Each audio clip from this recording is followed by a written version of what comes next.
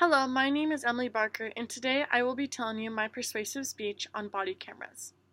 The use of body cameras on police officers has become a very real and very effective way to cut down on police force in America. In Radley Balko's article, Police Cameras Without Transparency, we learn about San Diego police officers' new body cameras and their effectiveness.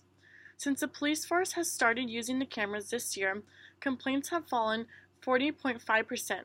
Use of personal body force by officers has been reduced by 46.5%, and the use of pepper spray has declined by 30.5%, according to the report developed by the Police Department for the City Council's Public Safety and Livable Neighborhood Committees. Police shootings are becoming a more controversial topic in media today. People are wanting more information and more details about cases, but when there are only a few witnesses or none at all, most of the information comes from the police officers themselves. The problem is that it has been found that some police officers will lie to save their own jobs or reputation. The use of body cameras on police officers has shown to be an effective way to help stop violence in neighborhoods with high crimes, a way to help the public gain more trust in the police force, and a way to help determine if a police officer is being untruthful about a case.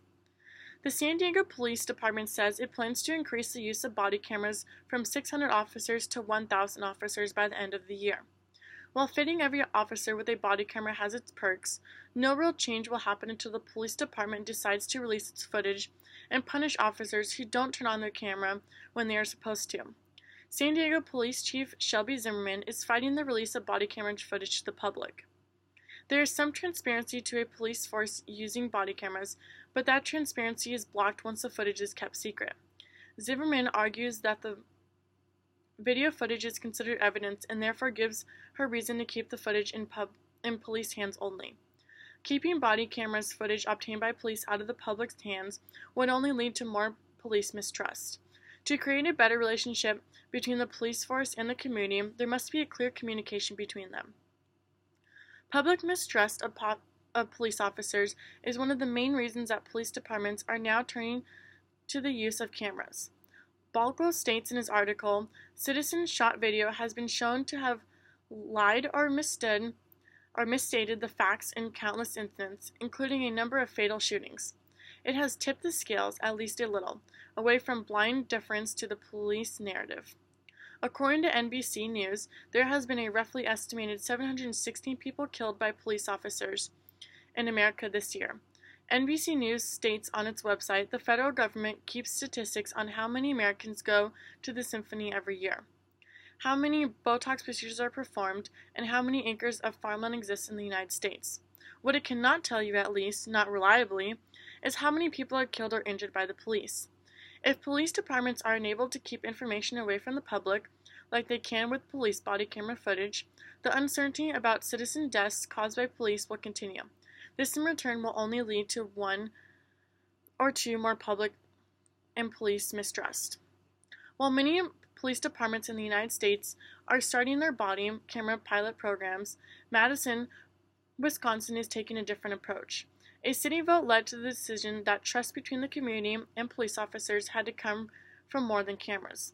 They worry that the use of cameras will lead the community to think that the only way an officer won't use physical or verbal violence is if they're recording themselves. Madison has not completely shunned the use of body cameras, and they plan to make use of them in the future. In the article, Madison holds off on police body cameras. She will further look to build trust between police and community. Dean Mosen states the city will first focus on another citizen-led effort looking at how to build trust between police and the community, especially in vulnerable populations. A body camera pilot program could be a part of later efforts. Many states may think the use of body cameras is an immediate solution to the trust problem, but really they should be taking the same approach as Madison and work on building trust in the community without the use of cameras first. Police violence seems to be on the rise and is no doubt more of a problem in the United States than in other developed countries. The American Civil Liberties Union points out that a study by the FBI shows in 2011 police killed 6 people in Australia, 2 in England, 6 in Germany, and according to an FBI count, 404 people in the United States. These 404 people were identifiable homicides, submitted vulnerably by only 750 of the 17,000 law enforcement agencies in the United States. The ACLU also says local news reports have been resulted in estimates as high as 1,000 police killings per year in the United States. Fully a quarter of the deaths involved in a white officer killing a black person. The rise of violence is exactly why the public is losing trust in the police. Balko argues that the release of footage is important because right now the policy just trusts us.